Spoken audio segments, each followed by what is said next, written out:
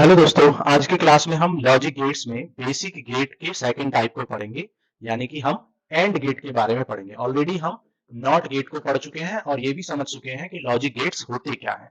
ठीक है, तो अब हम समझते हैं कि एंड गेट क्या होता है। एक सर्किट ड्रॉ करते हैं इस तरीके से। ये हमारा एक सर्किट है और इस सर्किट में ये हमारा क्या है, बल्ब है।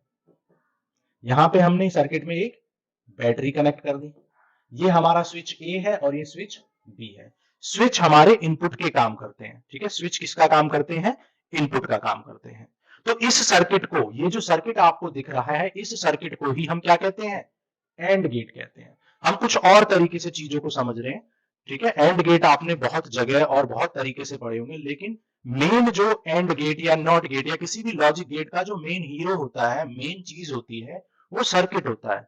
ठीक है, सर्किट से ही हमारा गेट समझ में आएगा और सर्किट को ही गेट कहते हैं। क्योंकि हम ऑलरेडी बता चुके हैं कि जो लॉजिक गेट होते हैं वो कुछ नहीं, सिर्फ क्या होते हैं, डिजिटल सर्किट्स होते हैं। कुछ डिजिटल सर्किट्स होते हैं। जैसे कि आपको ये सर्किट दिख रहा है, तो ये सर्किट एंड गेट का है। प्रीवियस लेक्चर में हमने नॉट गेट के सर्किट के बारे में पढ़ा था। अब ये जो सर्किट है, ये चार तरीके से काम कर सकता है। इसकी चार केस बनेंगे, चार केस से ये काम करेगा। मान लो फर्स्ट केस हम ले लेते हैं। फर्स्ट केस में हमने क्या किया, स्विच ए और स्विच बी दोनों को हमने क्या किया, ऑफ रखा। भाई स्विच ए भी ऑफ है यानी जीरो है और बी भी ऑफ है। ठीक है, तो जब ए भी ऑफ है, बी भी ऑफ है, तो आप समझ सकते हैं कि बल्ब में कोई करंट पास हो ही नहीं पाएगा, क्योंकि ये सर्किट तो यहां से ब्रेक हो रखा है ना। तो यानी कि बल्ब में कोई करंट पास नहीं होगा। मतलब बल्ब जो रहेगा वो कैसा रहेगा, ऑफ रहेगा। मतलब y की वैल्यू क्या आएगी, जीरो आएगी। मतलब जब a जीरो और b जीरो, तो आपका आउटपुट भी जीरो। तो अब हम साथ के साथ ट्रूथ टेबल भी बना के चलते हैं। ट्रूथ टेबल आप समझ चुके हो लास्ट लेक्चर में कि ट्रूथ टेबल एक ऐसी टेबल होती है जिसमें सारे पॉसिबल इनपुट्स के लिए आउटपुट्स को शो किया जाता है। ठीक है, तो सबसे पहले हमने क्या लिख लिया, इनपुट, और ये क्या हो गया, आउटपुट। ठीक है, इनपुट हमारे दो हैं, ए एंड बी। ठीक है, दो या दो से ज्यादा इनपुट्स होते हैं, ये हमारा आउटपुट है।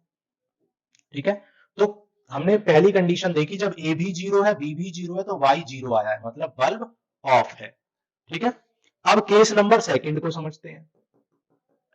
केस नंबर सेकंड में क्या है, अब हम क्या करेंगे, किसी एक बल्ब को ऑफ, किसी एक स्विच को ऑफ रखेंगे और दूसरे को ऑन कर देंगे।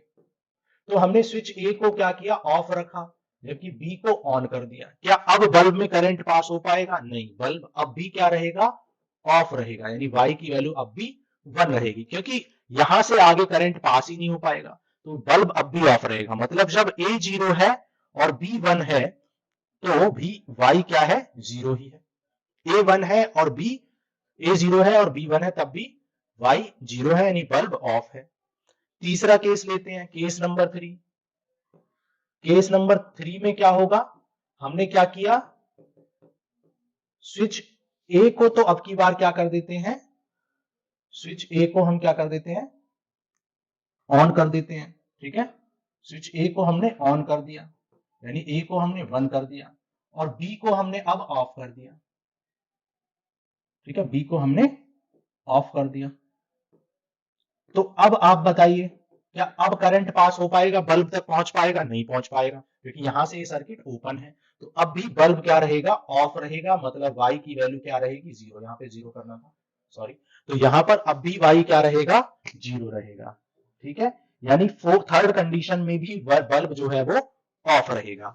अब केस नंबर 4 समझते हैं। ठीक है, केस नंबर 4। केस नंबर 4 में हम क्या करते हैं कि स्विच ए को भी ऑन कर देंगे और स्विच बी को भी ऑन कर देंगे।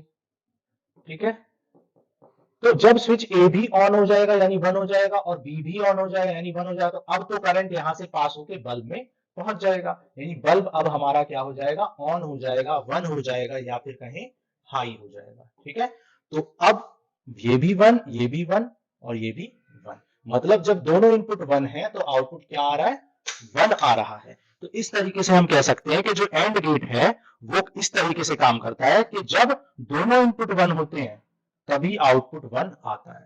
तो हम कह सकते हैं फाइनली कि and gate is a logic gate which